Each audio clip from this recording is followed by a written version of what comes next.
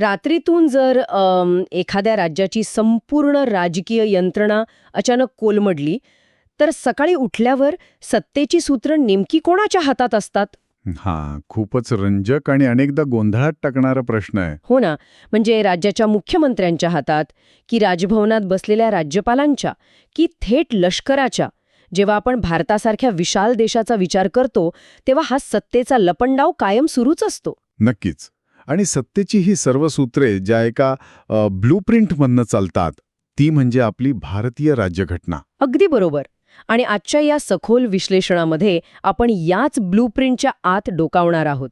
विशेषतः जे अभ्यासक स्पर्धा परीक्षांची तयारी करत आहेत, त्यांच्यासाठी आपण काही विशेष संदर्भ आणि नोट्स गोळा केल्या आहेत. आणि आपला उद्देश फक्त कलमांचे आकडे पाठ करणे हा अजिबात नाहीये, तर त्यामागील तो पॅटर्न शोधणे हा आहे. हो, कारण कलमे रट्टा मारून लक्षात राहत नाहीत, पण देशाची राजकीय व्यवस्था पाहण्याआधी मुळात हा देश भौगोलिकदृष्ट्या कसा बनला आहे हे पाहणं जास्त तार्किक ठरेल.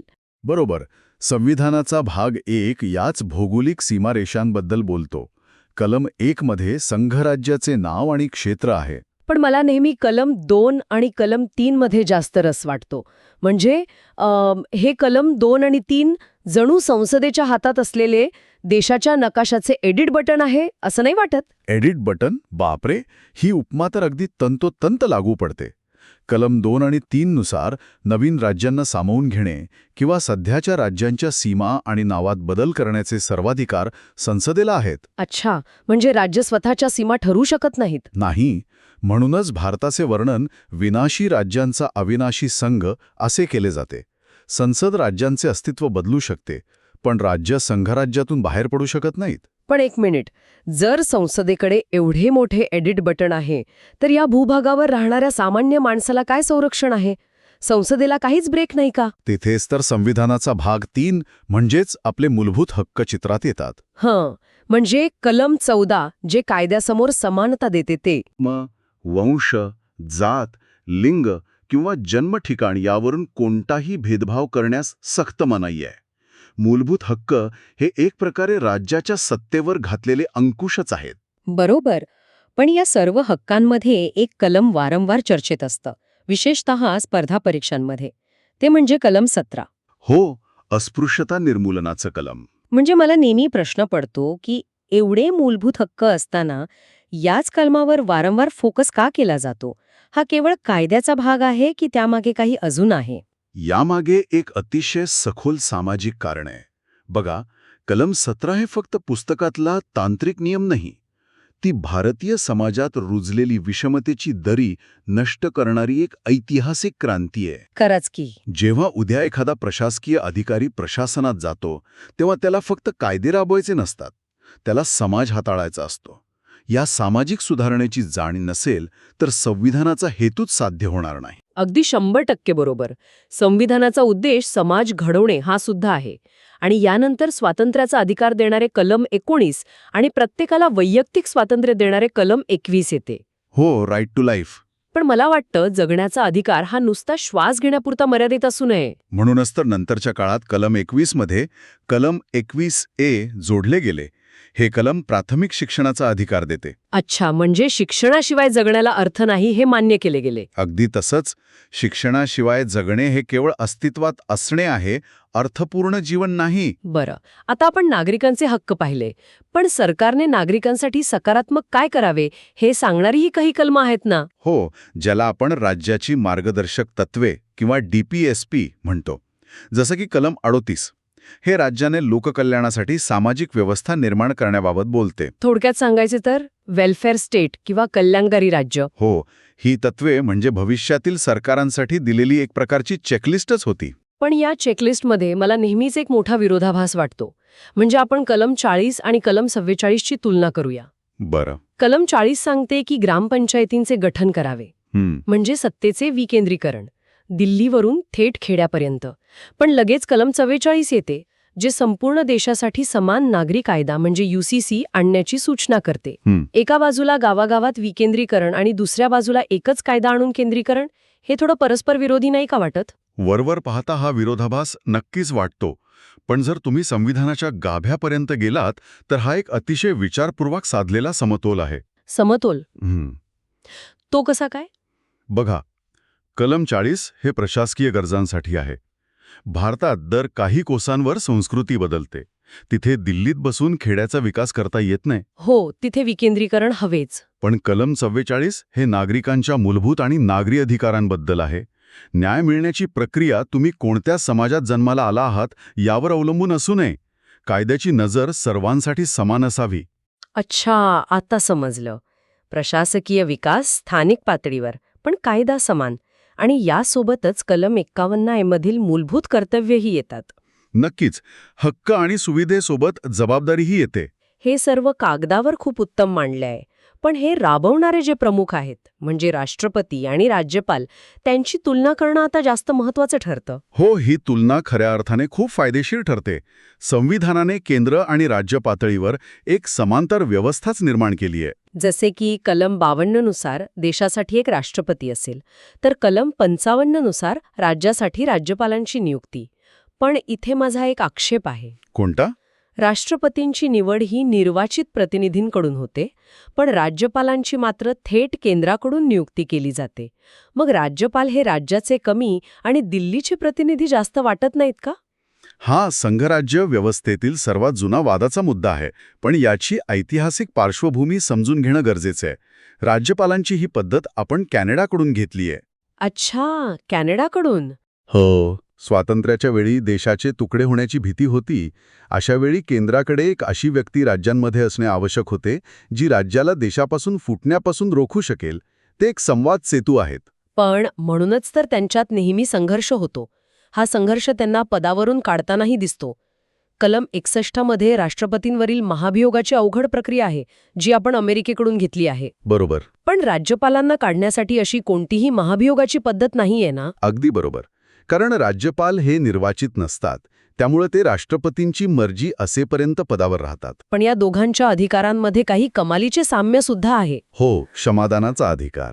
कलम 72 नुसार राष्ट्रपतींना आणि कलम 161 नुसार राज्यपालांना क्षमादानाचा अधिकार आहे. आणि या कलमांच्या तुलनेत एक अत्यंत रंजक पॅटर्न दडलेला आहे, जो लक्षात ठेवायला खूप सोपा आहे, जसे की वटहुकूम काढण्याचा अधिकार. हो, इथेच ती ट्रिक्सची buy one get one free offer लागू होते. Buy one get one free ती कशी काय? बघा, कलम 123 नुसार राष्ट्रपतींना संसदेच्या विश्रांती काळात वटहुकूम काढण्याचा अधिकार आहे.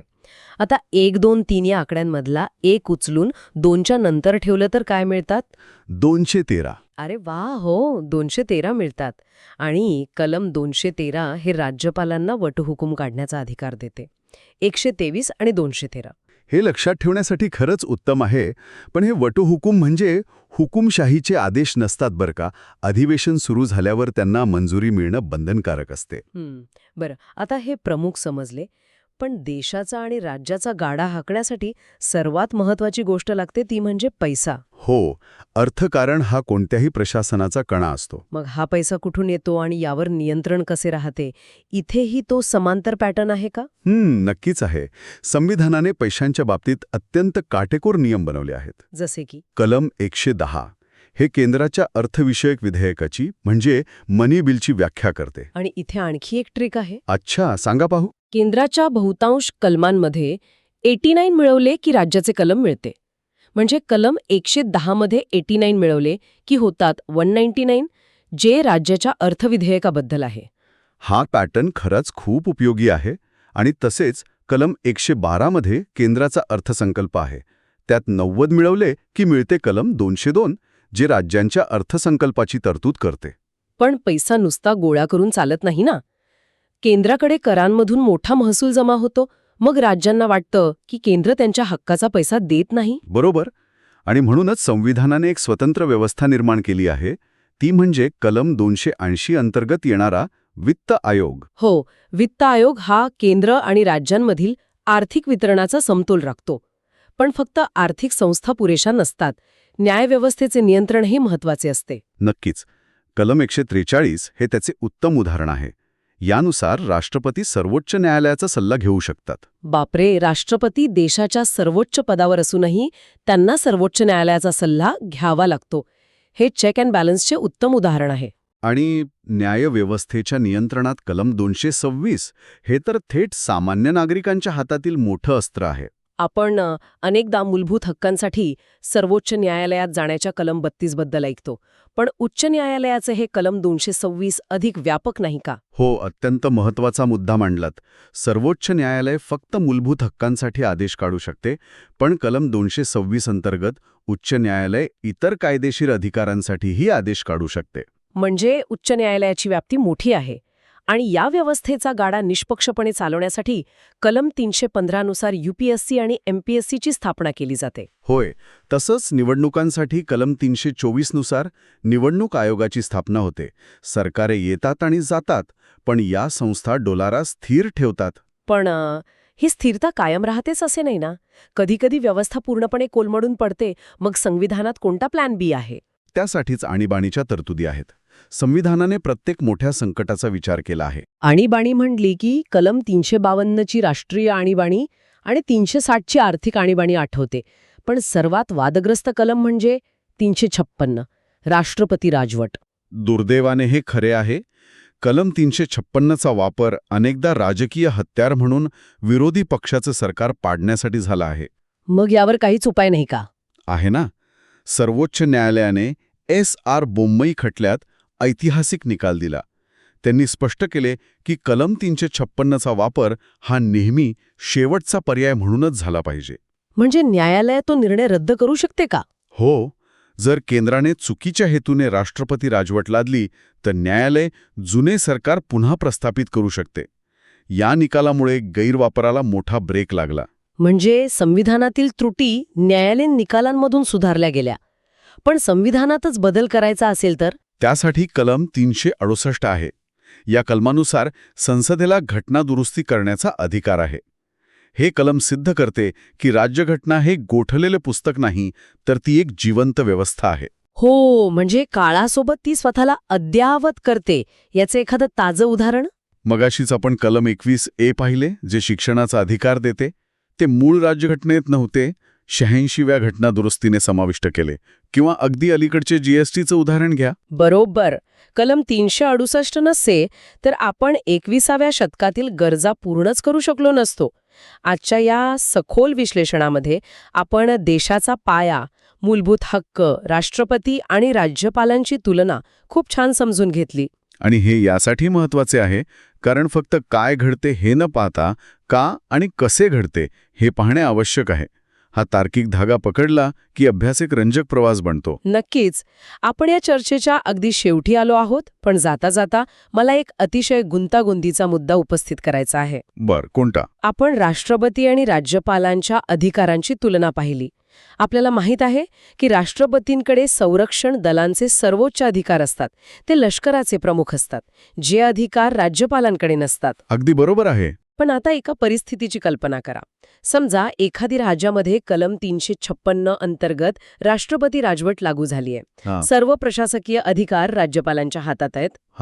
आणि नेमक्या त्याच वेळी त्या राज्यात दंगली उसळल्या आणि पोलिसांच्या हाताबाहेर परिस्थिती गेली.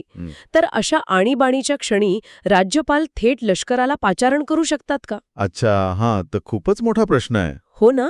की लष्कर बोलवण्यासाठी त्यांना थेट दिल्लीची म्हणजेच केंद्र सरकार आणि राष्ट्रपतींच्या आदेशाचीच वाट पाहावी लागते. राज्यपालांचे कार्यकारी अधिकार आणि केंद्राचे लष्करी अधिकार यांच्यातील ही अतिशय धूसर सीमारेषा आहे.